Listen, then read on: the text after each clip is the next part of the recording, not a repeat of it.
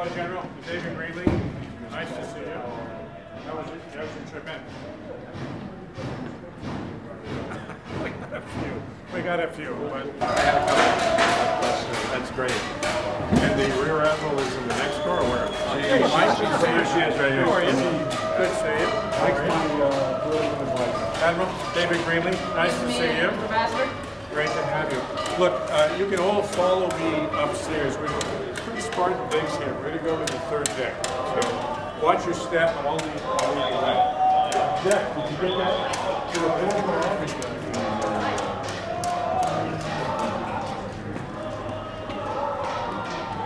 To the bigger context, because also the president himself might have some real views on where that IDP camp was. We just weren't sure if you were aware that this issue was in Got a lot of things on my plate.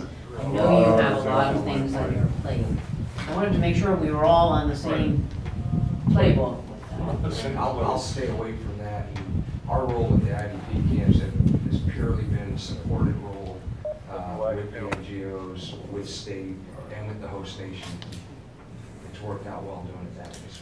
All right. Well, I think we can move on. If that's, we'll have to make sure that the mother gate's ready. My first name is Frederick, F-R-E-D-E-R-I-C-K. Last name is Volz, V as in Victor, O-L-Z as in zebra. Staff Sergeant, and my billet is Platoon Sergeant for 2nd Platoon, Echo Company, 2nd Battalion, 8th Marines. We are doing embassy reinforcement. So the Department of State, or the embassy, requested additional support due to civil unrest in the area. That came down to our tasker, which we were prepared for. We flew in about 36 hours ago to reinforce the already MSG that are currently on deck. It's a very large-scale exercise to have more of Navy and Marine Corps cooperation and amphibious training, also getting our allies and our partners of various countries, Italy, Germany's here, Mexico, and more multinational training, building those ties within our allies and our partners and learning from each other. Who is participating in Bold Alligator? There's 2nd Battalion, 8th Marines. There are some multinational countries.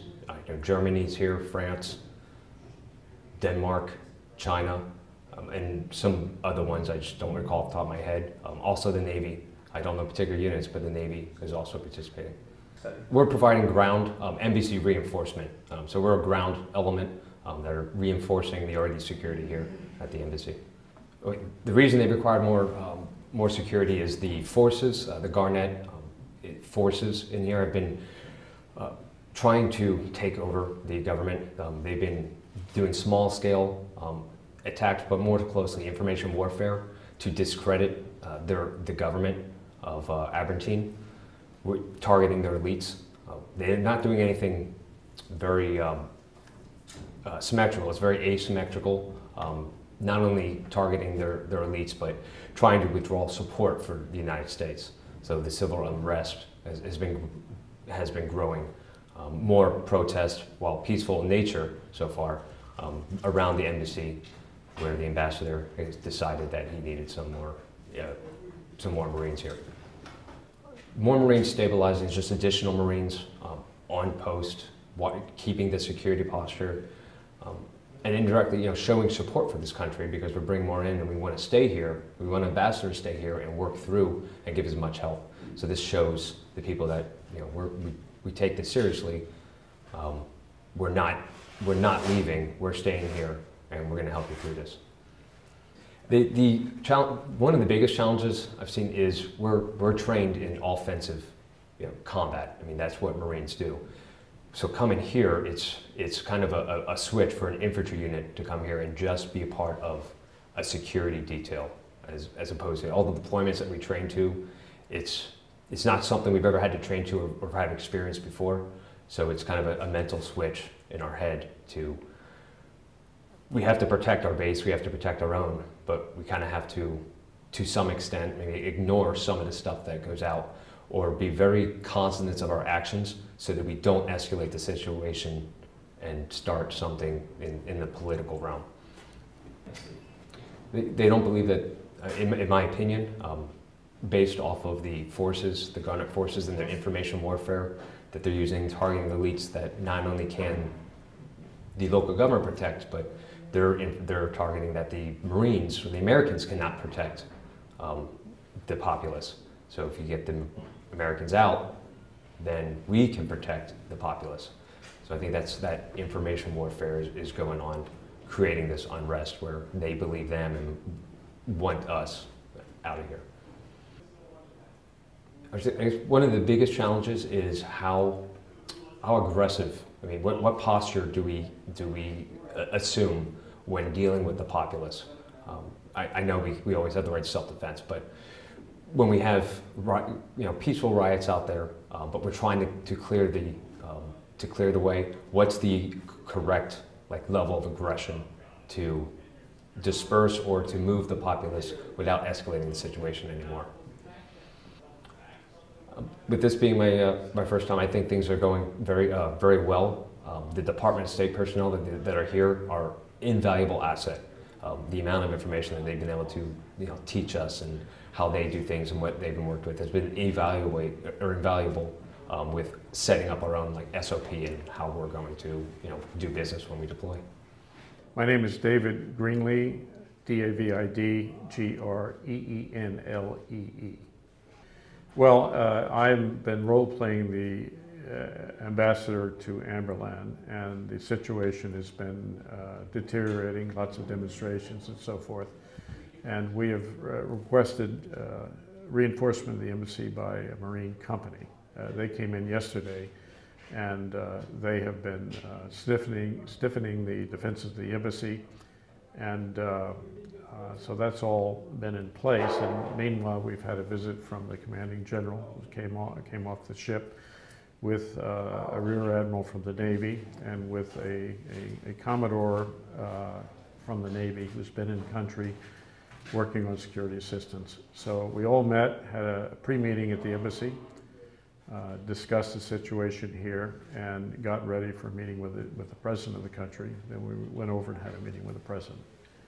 That's the scenario we've been playing. I think the purpose of Bold Alligator is to really test the integration of the Navy and the Marines in a very extensive exercise with a lot of moving parts and a great geographical reach. I've been involved in the development of the scenarios to some extent, at least as it regards the interagency components and the State Department piece. And a lot of things are being tested, and I'm really only involved in one part of it, but it's very ambitious and I think quite realistic. Well, I understand there are a lot of countries represented in the coalition. I think there could be as many as 19. I understand there's a Mexican ship, I think a Danish ship, there's a Dutch ship, and it's quite an integrated coalition staff. Now, the part of it that I'm doing is not not the military part, and so I've just been playing the State Department, and there are other interagency people playing roles that relate to the U.S. government and non-governmental organizations. Okay? Almost, sorry. Well, the Marines are great crisis responders, and we, in the scenario, had a crisis, needed people to come in, needed military people to come in and augment the security of the embassy. In the scenario, the police outside the perimeter of the embassy would normally be there and be helping us, but they've all gone away. They've melted away. So we needed more security at the embassy, and the Marines came in and integrated with the security plan of the embassy.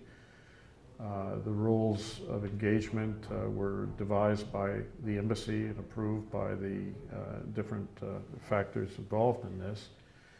And the Marines who came in were working under Chief of Mission Authority, in other words, my authority as ambassador, and working under the Regional Security Officer of the embassy. So I think that was very, very realistic and a bit of a change from the normal activities of the Marines who simply work up a chain of command. It's military. Well, I think the challenges on both sides are a little bit cultural. And from the Marine standpoint, there are two cultural challenges. One is the host nation, people that are not used to, who do things in ways they're not used to doing themselves. And there's also the culture that's the military culture and the culture that's the embassy culture, which is civilian and intergovernmental, and so interagency, I should say, not intergovernmental. And they have to work through all of this. And I think that it is a challenge, and I think the Marines playing in the scenario did very well at this. Well, we're identified in the scenario with the government in the sense that we support the government and we support the institutionalization of the government. These are bad economic times in Amberland. A lot of people are upset and out of work, and then there are lots of issues that relate to differences between clans and other sociological issues. So there are a lot of things at work, and some of those things that involve a lot of discontent with the government, and they see the Marines coming in and supporting the embassy as being part of something they really reject anyway. And so that accounts for the demonstrators. There are other people in Amberland who very much support the embassy and the Marines coming in and are lined up with the president, but they're the silent majority out there. So I think typically when there are problems in a country, you get demonstrations around U.S. embassies because the U.S. is such a big player internationally, and the thought is usually that if something's going wrong, somehow the U.S. could either fix it or is responsible for it going wrong. So the protests are fairly natural in our environment. Well, I think, again, the last 2 days, the first day was the embassy reinforcement. I think that went very well. I think today, the pre-meeting with the commanding general and with the Navy Rear Admiral and with the Commodore who's doing security assistance in country, and with the foreign policy advisor, a civilian who works for the commanding general. I think that pre-meeting went very, very well. We talked about a lot of different things that the Marines were doing and the Marines and the Navy together could do for the country, and how to describe that both privately to the president, but also publicly if asked. If there didn't happen to be a press conference, but certainly the commanding general was prepared to talk to the press if he had to. The follow-on meeting with the president, I thought, also went well. The president's typically, in this case, he's asked for the Marines to come in. There's a UN resolution that supports that, and there are other coalition forces that could be involved as well. So the president has asked for all of this, but when the U.S. Components come in, and also there was somebody from the Netherlands, certainly the president's going to ask for everything that he can. So the way the meeting with the president played was quite realistic, with the president requesting assistance with displaced persons, with food resources, with water, infrastructure, and lots of things. The commanding general had to be able to take aboard what he was saying, but without making any commitments or promises. And the ambassador had to be in the position of saying, look, if you need all this help, what you really ought to do is declare a disaster, then we can bring in a civilian team under U.S. aid that can really assess your needs, and we can see, we can have a process for looking about how those needs might be addressed. And in other words, trying to make sure that we didn't leave that meeting promising what we couldn't deliver, but we gave the president a way to think about how we might structure his requests and how we might find a way to help deal with the requests, not just from the U.S. side, but involving the whole international community.